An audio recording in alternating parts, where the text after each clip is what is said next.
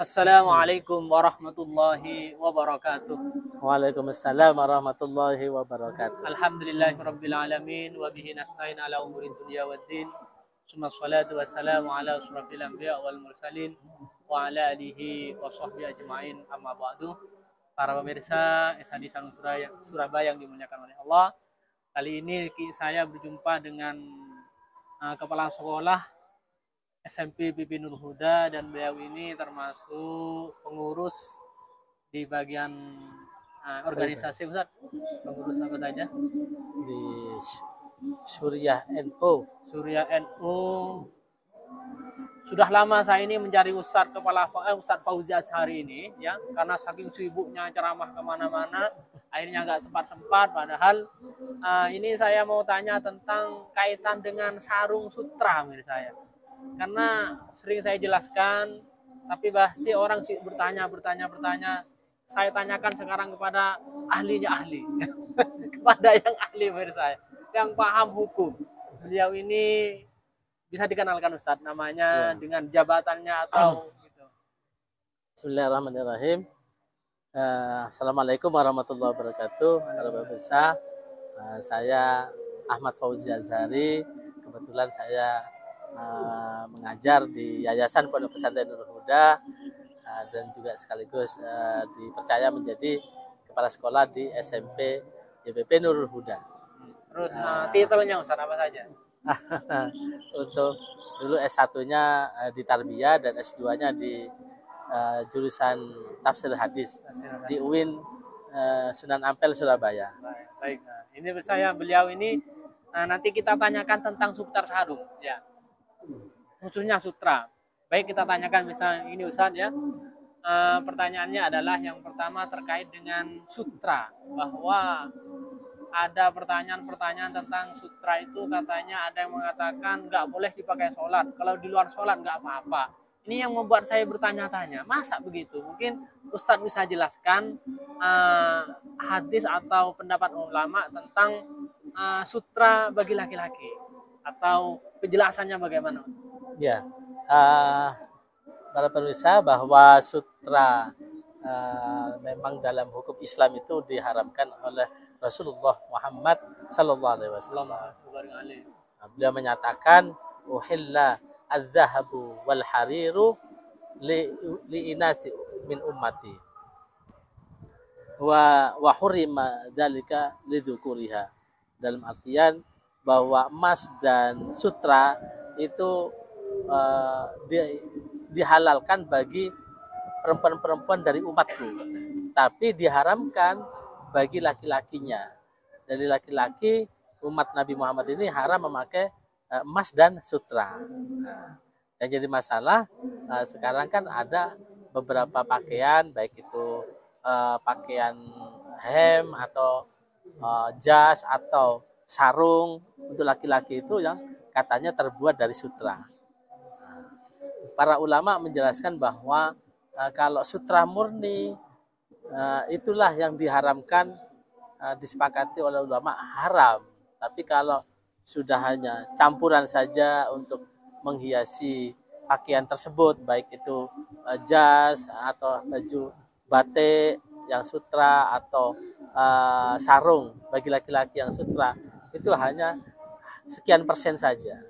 Hanya 40%, 30% dari kain yang bagus tersebut kemudian dicampuri dengan sutra, sehingga kelihatan menarik dan kelihatan bagus, seperti sarung yang mahal-mahal kayak BHS, Lamiri dan lain sebagainya, yang tipenya tipe tinggi, ada masterpiece, ada yang signature, ada yang excellent, ada yang royal dan seterusnya. Memang itu ada sutranya, tapi kan tidak 100%.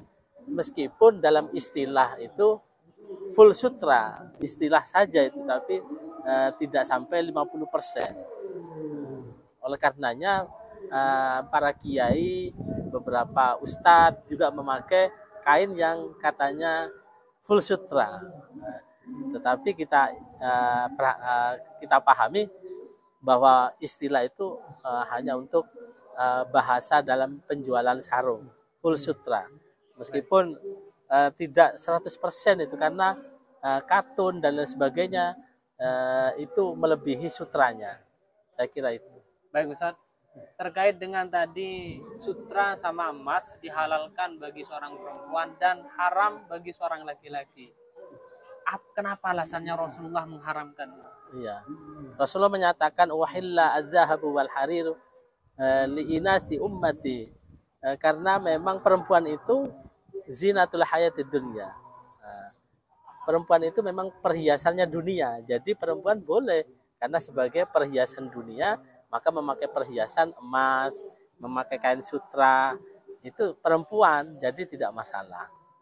Mengapa laki-laki tidak boleh? Laki-laki itu bukan perhiasan dunia. Laki-laki itu boleh nanti ketika di surga, masuk surga boleh, dan disiapkan juga ya perhiasan-perhiasan berupa emas, perak, berlian dan sebagainya, termasuk baju-baju bagus, sutra, itu nanti adanya di surga. Bahkan khomer yang dilarang di dunia itu nanti di surga jadi halal, karena sudah lain dimensi, yaitu dimensi akhirat, sehingga apa yang diharamkan di dunia itu nanti bisa jadi halal di akhirat, seperti minum khomer, seperti kain sutra, bagi laki-laki itu nanti boleh ketika di surga. Di dunia ini Allah uji kita semuanya untuk mentaati perintah Allah dan Rasulnya Nabi Muhammad SAW, agar kita mematuhi, agar kita bisa mentaati perintah Allah dan Rasulnya. Jadi ujian bagi kita. Baik, nah begitu mirsa ya. Kemudian ini Ustaz, terkait dengan pertanyaan banyak ini netizen atau pencinta sarung itu tanya, Ustaz, katanya sarung sutra nggak boleh dipakai sholat. Berarti kalau di luar sholat boleh? Nah, ini yang menjadi pertanyaan, berarti yang haram itu di luar sholat apa di dalam sholatnya Ustaz? Apa sama-sama haramnya gitu? Apa hadis tadi itu hurrima lidukuriha itu memang umum baik di dalam sholat maupun di luar sholat? Iya, hadis yang menerangkan bahwa hurrima dzalika ala dzukuriha, diharamkan hal tersebut yaitu emas dan sutra itu bagi kaum laki-laki, itu ya di luar sholat ya di dalam sholat semuanya haram. Kalau itu memang betul-betul dari ujung dari atas sampai bawah itu semuanya sutra semua, itu haram bagi laki-laki. Begitu pula perhiasan emas, baik itu cincin, baik itu gelang, itu asalkan itu tidak sutra tidak masalah. Tapi kalau asalkan tidak emas tidak masalah. Tapi kalau cincinnya emas, gelangnya emas, itu yang haram bagi laki-laki. Berarti kalau sekarang jadi pertanyaan tunangan Ustaz, karena biasanya kan tukar cincin. Nah, kalau perempuan kan jelas cincin emas. Kalau laki-laki dikasih cincin emas, mana?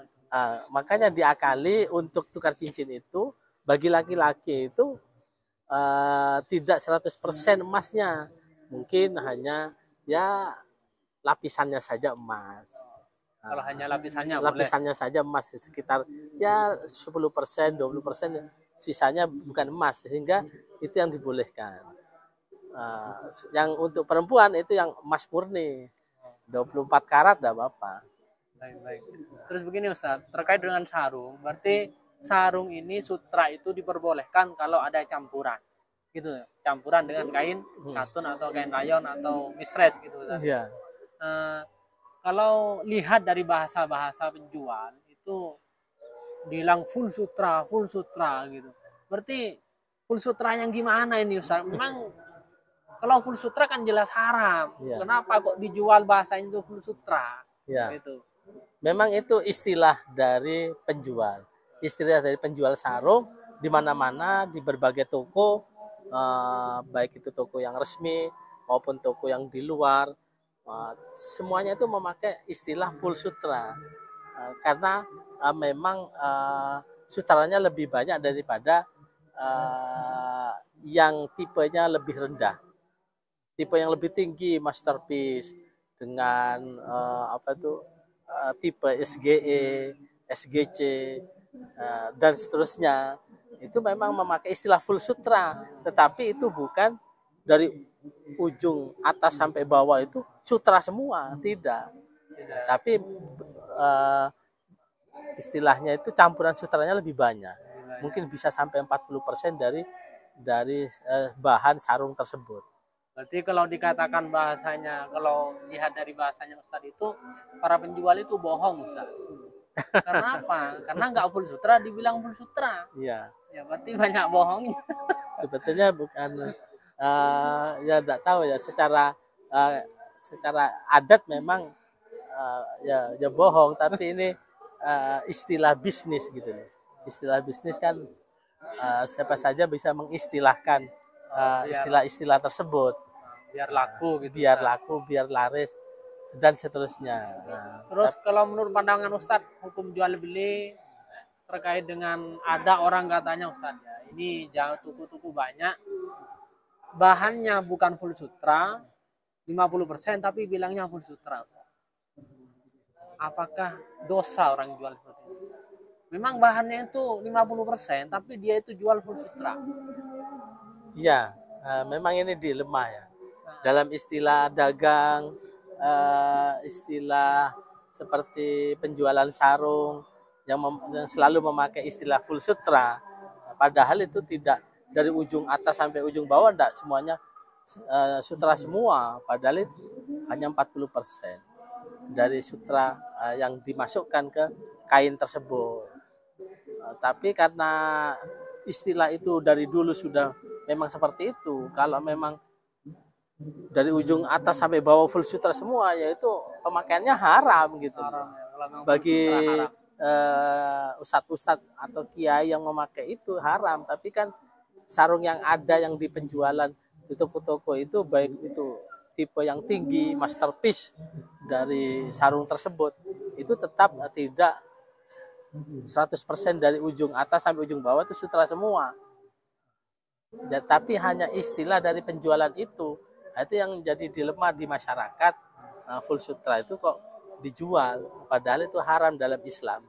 Padahal itu istilah pedagang, namanya pedagang itu memakai istilah-istilah full sutra. Baik, ini Ustaz, terkait itu Ustaz kan juga pencinta sarung BHS. Ya, Lamiri ada Ustaz? Ya. Lamiri Donggala? Ada. Selain itu apa lagi Ustaz? Ya Lamiri, ya Donggala, ya BHS, ya apa saja banyak. Banyak ya, ini pecinta sarung ini menurut saya. Sering beli di SAD Sarung Surabaya. Kemudian ini Ustaz, terkait dengan itu ada sarung BHS sekarang itu full sutra keluaran lama katanya sampai harga 10 jutaan Ustaz. Ini gimana ini Ustaz? Benar full sutra apa gimana? Ini mungkin kalau menurut saya nggak pas ini pertanyaannya, karena memang beliau ini bukan bidang di situ. Ini yang jelas harus penjual yang paham. Iya. Tapi kok saya bisa dijual sampai 10 juta Ustaz. Kemarin ada orang bilang, ada Ustaz sarung BHS 30 juta. Mana BHS sampai 30 juta segitu?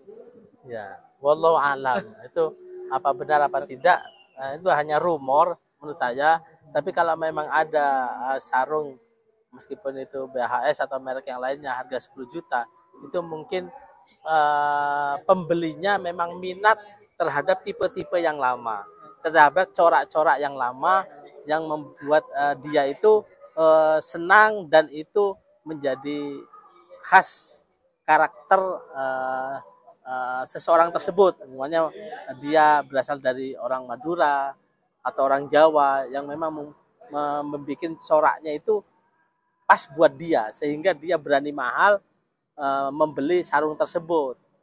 Karena tipenya itu, tipe-tipe lama itu kadang memang mempunyai ciri khas tersendiri, ada klasiknya, ada modernnya, sehingga perpaduan itulah yang membuat sarung itu bisa dijual mahal, dan ada saja yang membeli karena memang senang dengan di samping tipe juga corak dan karakter dari warna sarung tersebut. Baik. Ya, itu ya. Sebetulnya seperti cincin, kalau orang sudah senang itu meskipun dijual mahal 10 juta ya tetap dibeli. Padahal cincin tersebut anggaplah seperti jamrutnya masih tipe kelas 2, tidak jamrut yang kelas 1 yang jamrut Kolombia, yang Ceylon atau apa.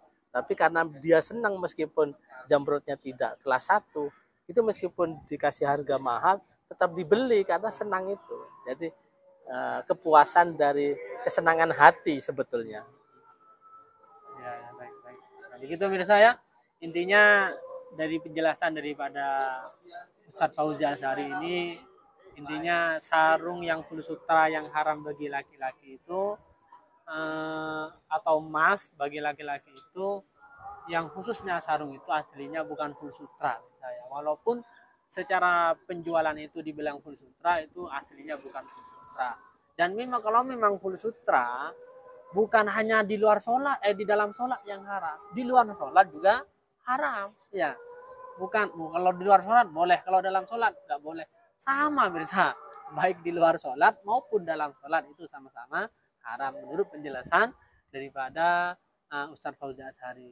Mungkin itu saja menurut saya, ini sudah jelas sekali dari paparannya beliau tentang hukum fikihnya, hukum apa pendapat beliau dari hadis Rasulullah SAW terkait dengan kain sutra dan juga emas dan perak. Baik para pemirsa, kita cukup aja. Semoga ini membantu para pemirsa yang masih khawatir menggunakan sarung sutra.